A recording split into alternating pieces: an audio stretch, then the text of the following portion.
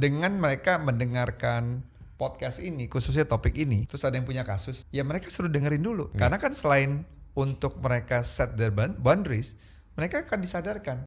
Bener punya nggak support system, teman-teman baik, teman-teman yang dukung, teman-teman yang no agenda, teman-teman yang nggak ada kepentingan dan lain sebagainya. Ngobrol sama mereka. Ya. Hubungan yang aji mumpung pasti renggang. Gak ada hubungan yang tulus, yang bisa rapat satu dengan yang lain. Selalu ada muatan kepentingan kan soalnya. Ya. Maksudnya ini anak juga nggak pernah ngalamin kedekatan secara mental sama orang tuanya jadinya.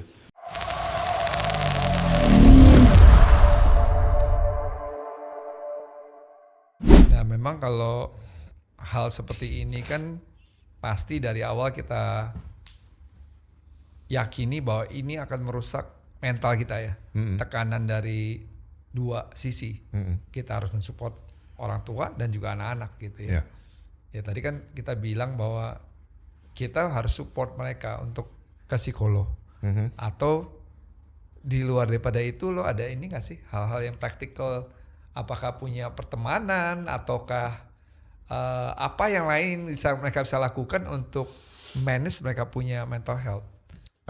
Gua biasanya kalau ada orang-orang yang ngalamin gangguan mental, coba pertama kali misalnya takut ketemu psikolog, kan kultur Indonesia kan kayaknya kalau ketemu psychiatrist kayaknya kita gila gitu loh.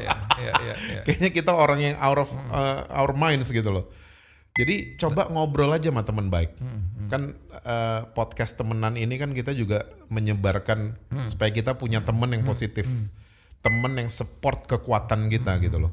Jadi kalau kita lemah ya kita mesti punya teman baik yang support kekuatan kita. Jadi jangan sendirian, coba mulai speak up. Mulai speak up ke teman-teman baik gitu, mulai ngobrol gitu. Karena apa yang orang tua buat seringkali kita pikir benar tapi itu salah. Dan itu yang namanya propaganda kan. Kebohongan yang diulang-ulang dan akhirnya kita pikir itu kebenaran. Itu banyak orang tua melakukan ini gitu loh. Jadi coba mulai speak up sama teman baik. Itu yang sering kali gue kasih saran ya buat orang-orang yang mungkin takut ketemu psychiatrist, ya takut mungkin ke blow up kasusnya, takut dia juga jaga nama baik keluarganya. Ngomonglah ke teman baik. Ya makanya butuhnya kita ada inner circle orang-orang yang kita bisa percaya gitu. Kalau misalkan ngomongin balik lagi ke yang reflection tadi, kalau misalkan nih kayak Gen Z atau milenial gitu yang sekarang udah jadi generasi sandwich, terus kan mereka kan kayak jadi nggak bisa nabung, terus boro-boro ngomongin dana darurat gitu buat dirinya sendiri, kan udah habis kan, kayak mereka harus spend buat ini, spend buat itu, terus mereka mikir gue udah nggak punya tabungan, udah nggak punya uang, gimana gue mau berkeluarga gitu. Menurut kalian gimana cara memutus rantai itu? Ya itu tadi yang barusan aku jawab ke Edward. Maksudnya kita mesti set boundaries sama orang tua kita. Tetap hormat tapi tidak kurang ajar. Gitu, set boundaries bahwa saya nggak bisa support papa mama seperti dulu. Seperti kemarin, seperti minggu lalu gitu. I'm so sorry gitu. Saya tetap respect sama kalian tapi I cannot do it anymore. Saya punya keluarga, please respect my family. Please respect your grandchildren. Ya, anak-anak saya gitu loh. Jadi kita mesti punya keberanian untuk speak up. Nah, kulturnya orang Indonesia, kita seringkali nggak berani speak up. Nggak berani mengutarakan, apalagi kalau kita anggap, wah ini bisa jadi aib keluarga. Dan lain sebagainya gitu loh. Jadi ya jawabannya seperti itu. Dan juga gue rasa dengan mereka mendengarkan podcast ini, khususnya topik ini, kan kita bisa nih. Ini kan misalnya mereka udah ditayangkan nih gitu. Terus ada yang punya kasus, ya mereka suruh dengerin dulu. Karena kan selain untuk mereka set their boundaries, mereka akan disadarkan bahwa orang tua ini bisa memanipulasi. Orang tua itu bisa NPD. Orang tua itu bisa membawa broken family seperti ini. Nah, waktu dia dengar pembicaraan seperti ini, dia juga tahu bahwa butuhnya untuk sebelum ke psikolog, karena mungkin juga mahal pasti kan gitu. Kita cari ke teman yang untuk bisa cerita. Bahkan kita juga is quite open ya kalau misalnya di Jakarta atau apa untuk orang janjian untuk misalnya ketemu untuk bicara seperti ini. Tapi paling enggak at least kita punya discussion ini kan a lot of insight gitu. Itu membukakan gitu. Mereka waktu dengar itu baru oh iya gitu. Maksudnya jadi mereka nggak merasa kayak oh saya memang harus seperti ini. Oh mereka jadi termanipulasi dengan keadaan yang ada. Jadi kita rasa itu bagus banget. Tapi gimana kalau ternyata anaknya tuh udah apa namanya, kalau misalkan kayak mereka mau coba stop tuh ya kan, ngomong dengan baik-baik orang tuanya, terus orang tuanya jadi menggila, jadi mulai manipulasi kayak gitu, terus nyerang mental dia sampai dia akhirnya nggak berani buat berkeluarga. Ya itu anak-anak kayak gini mesti asking for help. Ya. Mesti minta pertolongan karena this is so wrong. Sama apalagi sampai orang tua ngancem segala macam itu kan udah ya ngutuk dan lain sebagainya. Itu udah di luar jalur lah itu. Itu makanya dibutuhkan kan yang gitu, dukungan dari luar, support group ya gitu. Sama seperti kayak anger management, orang yang narkoba, orang yang ketergantungan, addiction, any kind of addiction ya. Gitu mereka boleh tahu knowledge-nya, tapi kan kadang-kadang orang yang addiction itu kan kadang-kadang susah keluar gitu ya. Jadi mereka butuh memang support group, memang external support gitu. Nggak bisa juga sendiri, tapi we really believe apapun keyakinan dan kepercayaan kita gitu, secara spiritual apa yang kita yakini itu there's another higher power yang bisa menolong kita gitu di luar semua ini. Jadi juga itu kan butuh kayak counseling ya gitu, counseling, di support gitu. Nggak bisa cuma sekali ketemu gitu, karena ini kan banyak harus kita mengurai kekusutan yang ada gitu dalam pemikiran mereka satu persatu supaya mereka juga nggak terintimidasi untuk waduh kalau misalnya begini aku nggak akan bisa punya masa depan, nggak bisa punya keluarga gitu. Nah ini harus diurai satu-satu kayak gitu. Seperti orang punya penyakit yang kompleks datang ke dokter ya dia harus lihat dulu kondisinya saat ini dan apa yang bisa diperbaiki satu persatu. Kayak mobil udah turun mesin kan ya dibawa ke bengkel ya dilihat dulu yang mana dulu yang harus diperbaiki one by one gitu. Sama ini kalau kita suka posting kita punya support system beneran nggak? Gitu loh. Jangan-jangan cuman slogan aja. Itu contohnya kayak gimana orang yang suka posting kan sekarang kita sering lah lihat di story my support system. Thank you my support my system. Backbone gitu ya. My backbone segini-gini ini this guys my support system. Mereka support system beneran nggak? Gimana kalian di Gen Z milenial suka begitu nggak? Di milenial Gen Z yang kalian tahu? Bener-bener teman deket nggak atau cuman slogan? Kalau cuman slogan kasihan banget. Tuh. Tadi kan set boundaries ya, tadi yang kalau untuk bilang nerangin ke orang tua. Tapi kalau misalnya orang kayak orang tuanya dia emang udah dari dulu ada misalnya ibunya bekerja tapi bapaknya nggak bekerja. Tapi ketika tua mereka udah nggak support anaknya dan anaknya udah sering support. Terus mereka menuntut untuk merawat anaknya. Anaknya maksudnya merawat orang tuanya. Mereka menuntut anaknya merawat orang tuanya, oke. Padahal kan mereka tidak pernah mensupport anaknya gitu loh. Kayak ada beberapa orang yang kayak jadi ngapain gue urusin orang tua gue, orang dia jangan ngurusin gue waktu itu dalam bidang finansial, dalam emosional, dalam kesehatan, dalam kesehatan mental. Jadi kayak itu gimana untuk apakah salah kalau nggak merawat? Tapi kalau merawat juga pasti kayak ada kayak kadang belum selesai gitu loh, kayak lu juga nggak ngerawat gua waktu itu, lu nggak support gua, kenapa gua harus support lu gitu. Jawabannya reflection. Reflection bahwa ternyata kita punya orang tua seperti itu untuk kita nggak ulang kesalahan yang sama. Jadi ini things not to do for parents. Kalau saya nanti jadi parents ternyata ada contohnya nih yang nggak boleh dibuat.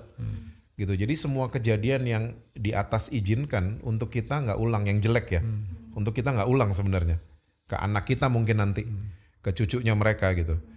Nah kalau mau bantuin ya tergantung hati nurani, sudah selesai belum? Kalau kita udah berdamai, nah ini kan konsep berdamai dengan diri sendiri dulu kan, reflection tadi, kita berdamai dan waktu kita mau udah damai sama diri sendiri mau bantuin, it's very okay. Mau bantuin orang tua yang nggak pernah bantuin kita misalnya, it's very okay banget.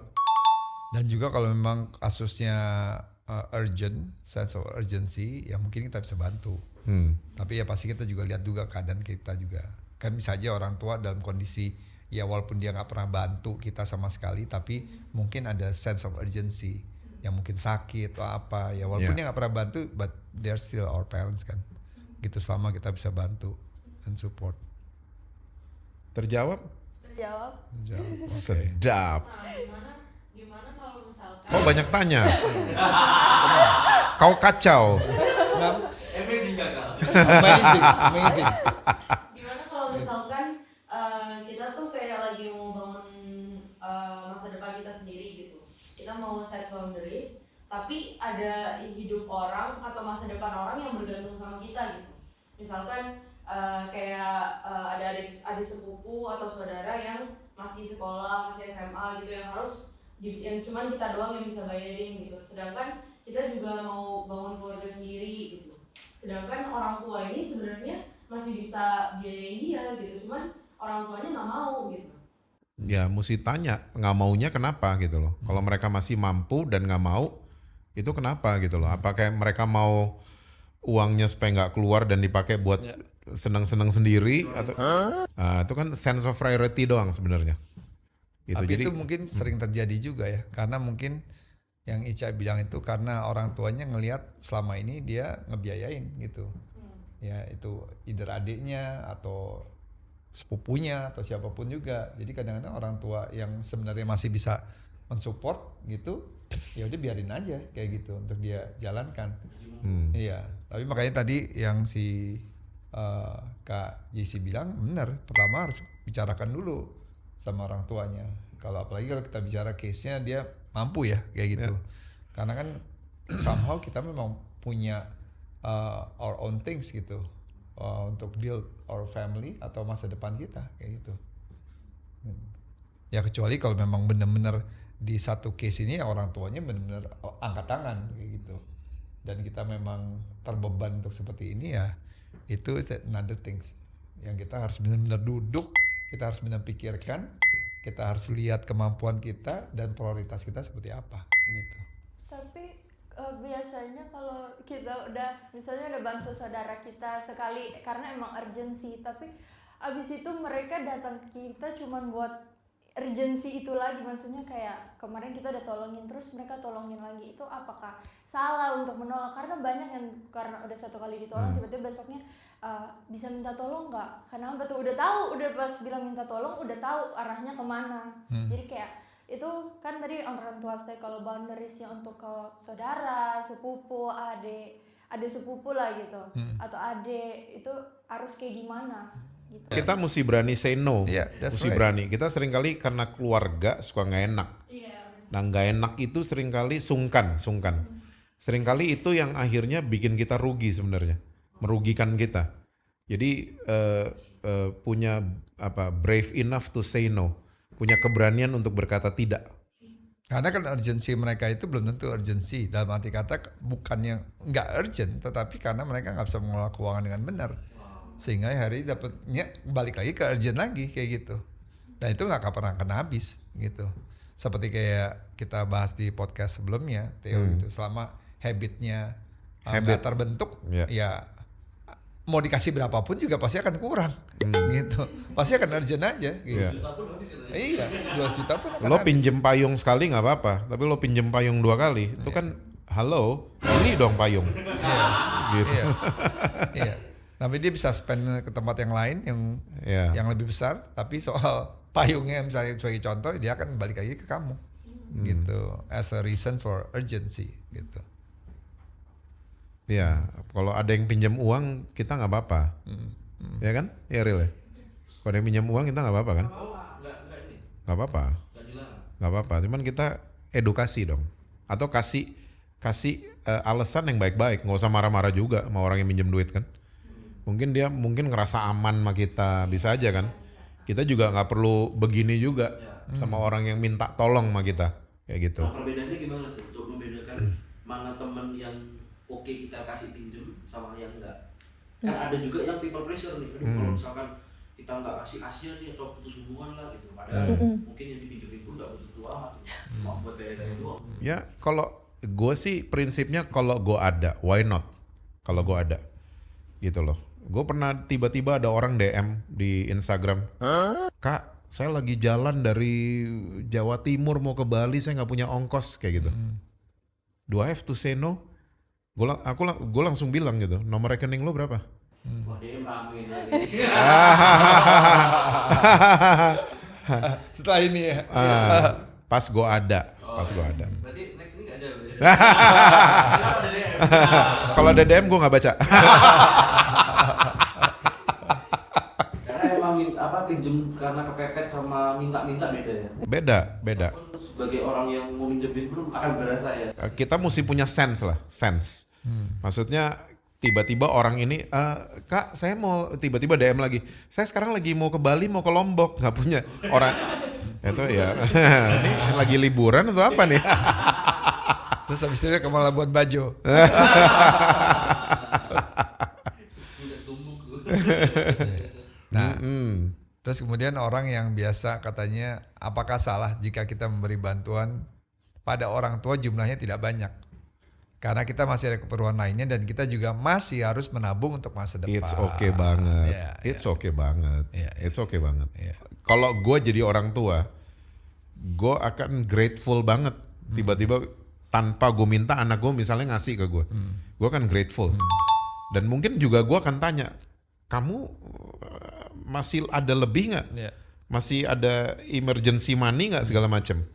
Gitu loh. Tapi ini kan konsepnya lebih konteksnya lebih kayak yang sandwich generation, di Iya. mana orang tuanya malah yaitu memanipulasi. Ya, kalau manipulasi Sehingga ya anaknya tuh anak-anaknya nih. rasanya, aduh kok saya nggak bisa kasih yang sesuai yang dia minta atau dia butuhkan kayak gitu. Ya, anak-anaknya pokoknya mesti abis nonton podcast ini mesti ini ya, wake up. Ya, wake up. This is wake up call. Aku mau tanya Jason. Kamu tanya-tanya dong situ. Nama saya Jason. Yes. Nama saya Jason. Asal dari mana? Asal Tangerang. Tim podcast kerjaannya apa? Single kan? Single. Single sekarang. Beneran? Sudah punya pasangan. Oh iya, oke. Perdana saya mau bertanya, kalau menurut Kak Ed dan Kak Jesse itu apakah kasus sandwich generation itu potensinya paling besar itu terjadi sama anak pertama? Karena biasanya anak pertama tuh bakal dikasih tahu ke orang tuanya, nanti kalau misalkan papa udah nggak ada atau mama papa udah nggak ada atau mama papa udah nggak kerja, nanti kamu bakal yang ngurusin adik-adiknya gitu. Gitu. Oke, itu case by case ya. Kalau buat gue sih itu case by case karena orang tua kalau masih ngomong gitu mungkin itu maksudnya baik-baik aja mungkin. Gitu. Kalau papa mama misalnya kenapa-kenapa, kamu please take care ya sama adik. Itu kayaknya omongan yang normal kepada orang tua kepada anak sulung. Gitu loh. Atau omongan normal orang tua ke anak yang paling berhasil mengumpulkan uang mungkin. Yang paling banyak duitnya lah dari anak. Dia normal ngomong kayak gitu. Tapi kalau sampai manipulasi itu yang gue nggak setuju sih. Yeah. Nggak banget buat gue. Sampai NPD, sampai anaknya merasa korban. Tapi kalau yang Jason bilang, ya mungkin ya kemungkinan besar itu kan seperti kasus yang si Ica bilang. Jadi sebenarnya orang tuanya mampu, tapi dia harus ngurusin adik-adiknya gitu. Karena kan udah kebiasaan. Jadi kan memang orang yang lebih tuanya ini, jadi makanya lebih jadi kayak sandwich kan. Jadi kayak ngurusin, ini belum punya anak ya, tapi dia ngurusin adik-adiknya juga, dia juga harus ngurusin orang tuanya juga kayak gitu. Dibandingin kayak anak bungsu gitu yang paling kecil gitu. Tapi anak bungsu juga Bisa. Karena kalau kakaknya misalnya gagal, Iya. itu bebannya di Iya. anak bungsu. Jadi sandwich generation itu nggak berdasarkan satu lebih tua lebih muda. Anak bungsu. Iya. Iya. Ya betul. Bisa. Yang penting ya konsepnya mau apakah itu lebih banyak, ya datanya nggak tahu. Ya bisa aja karena dia yang paling tua yang jadi dibebankan ke adik-adiknya pada saat orang tuanya nggak bisa lagi kerja gitu, diharapkan yang. Tapi kalau yang KJC bilang kan, ya itu sebenarnya nasihat yang normal dalam arti kata kalau sebagai yang paling tua ya take care of the younger, tapi bukan secara finansial seperti itu. Berarti nggak semuanya sandwich tuh ini ya, maksudnya membiayain atas sama bawah tuh nggak selalu sandwich ya. Iya. Sandwich itu kan Iya. lebih ke tekanan kan, Iya, bukan dari iya. hati kita Iya. mau support kan. Iya, Iya. iya. Jadi misalkan kita mau support adik atau support orang tua, tapi mereka pun nggak maksa, nggak menuntut, kita pun rindu untuk ngasih, itu bukan sandwich. Ya, it's very okay itu. Itu nggak apa-apa banget. Terus kan karena ditekan itu kan, Iya. mereka manipulatif dan Iya. untuk Nah, yang salah adalah orang suka memperdaya kebaikan kita. Waktu kita awalnya tulus, tiba-tiba wah kok jadi pressure gitu loh. Iya. Gitu. Itu juga salah lah itu. Dan itu juga sebenarnya kita juga harus ngerti. Maksudnya namanya manusia seperti itu. Kalau kita juga nggak peka, akhirnya yang tadinya juga kita mau bantu tulus, tapi orang ngelihat wah ini ada kesempatan, akhirnya kita dimanipulasi kayak gitu. Dan akhirnya kita jadi korban kayak gitu. Terus apakah hubungan orang tua dan anak bisa renggang jika orang tua terus minta duit pada anaknya tapi anak takut untuk menolak permintaan orang tua? Pasti hubungan yang aji mumpung pasti renggang. Nggak ada hubungan yang tulus, yang bisa apa ya rapat satu dengan yang lain, ya. Tapi ya gitu, selalu ada muatan kepentingan kan soalnya. Ya. Halo, Atau ujung-ujungnya kalau minta nggak dia duit. denial, maksudnya Ya. kelihatannya baik, ada Ya. sebenarnya udah Ya, itu secara kan- emotionally udah nggak. Ya itu sama aja renggang kan. Iya. Maksudnya ini anak juga nggak pernah ngalamin kedekatan secara mental Ya, sama orang betul. tuanya jadinya. Dan anaknya tahu setiap kali halo itu udah Iya. pasti minta kan gitu. Iya, kamu lagi apa? Apa kabar gitu. Anaknya langsung udah tahu, ini ujung-ujungnya duit nih. Iya. Gitu. Iya. Beda Tidak sama di dia WA atau telepon pasti kita juga udah ngedumel tuh kayak gitu. Iya. Iya. UUD sedap, iya, ujung-ujungnya duit. Kalau UUD di Manado agak beda. Udang. Bukan, ujung-ujungnya dansa. Ini supit nggak tahu Manado ini. Aduh. Emang ada itu ujung-ujungnya dansa. Iya di Manado orang kematian UUD. Masa sih? Iya. Tiba-tiba keyboard segala macem. Oh iya. Tiba-tiba dansa. Pocok-pocok gitu. Iya, nyanyi. Lu jangan ngarang-ngarang Lo aja lu. serius. Hah? Gitu. Kalau di timur emang kita biasa gitu. Tuh kan? Di timur. Tuh di Berarti Manado nggak Manado aja dong. Pokoknya budaya di timur ya. Oh. lagi berduka ujung-ujungnya karena nyanyi ini dansa tiba-tiba. Jadi UUD di sana tuh ujung-ujungnya dansa. Oke. Iya. Terus apakah wajar orang tua yang masih usia produktif tidak bekerja dan justru bergantung pada anaknya karena anaknya sudah bekerja? Nggak wajar. Ya. Nggak wajar lah. Oke, terakhir nih pesan untuk teman-teman podcast yang mereka saat ini ada di sandwich generation saat ini. Apa sih kira-kira solusi yang bisa mereka dengarkan Ask buat for saat help. ini dan masa depan? Milikin awareness dulu bahwa this is wrong. And ask for help. Kalau emang nggak bisa ke profesional, ke support system. Jadi support system tuh bukan cuma slogan di postingan. Ya. Bener punya nggak support system teman-teman baik, Ya. teman-teman yang dukung, teman-teman yang nggak no agenda, ya teman-teman yang nggak ada kepentingan dan lain sebagainya. Ngobrol sama mereka. Ya. Kalau emang belum bisa bayar profesional, Ya.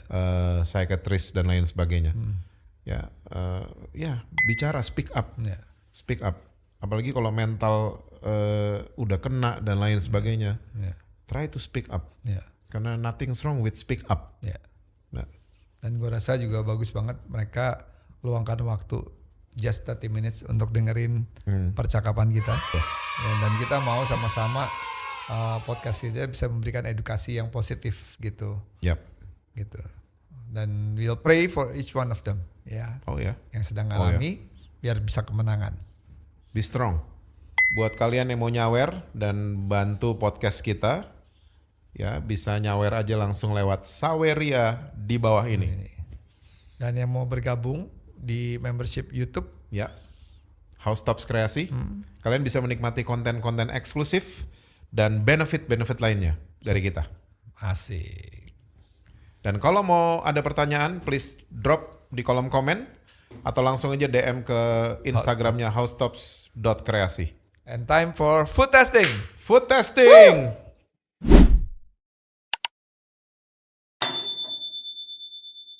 Oke, ini adalah sambal apa nih, Je? Ini sambal Nyonya Huang. Hmm, Ada yang merah ini sambal cakalang, yang hijau sambal cumi. cumi ya. Dan bisa order lewat Instagram langsung di DM. Ini cumi Sambal, apa nih hijau-hijau? Ada namanya kan ini cakalang yang iya merah. cakalang yang merah. Ini cumi apa? Cumi aja.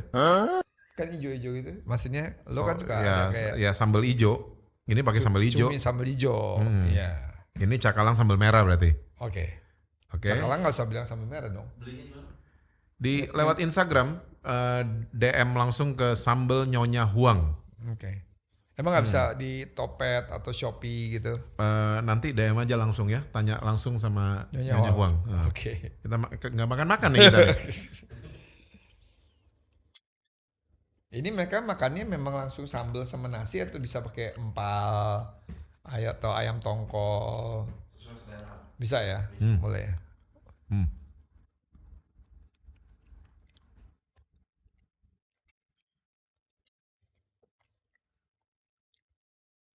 Wah, pedes ya.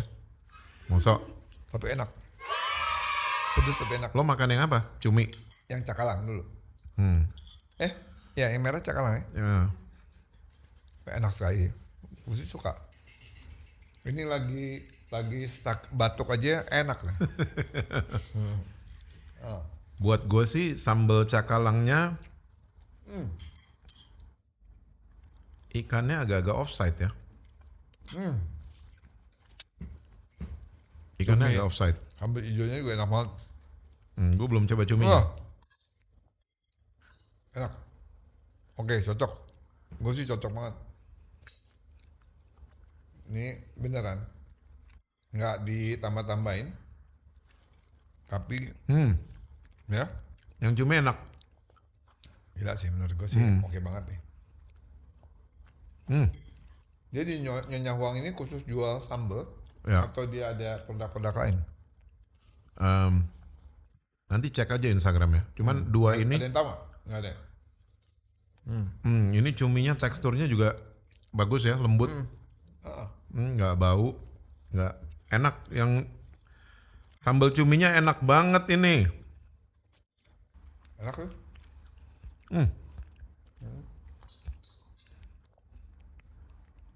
Ya, gua aja tadi cuma mau nyobain aja ya. Dengan kondisi batuk nih, gua nggak bisa berhentiin makannya nih. Beneran enak banget. Gue sih enak, gue sih cocok. Ini gue lagi cobain lagi cakalang. Tadi kan udah.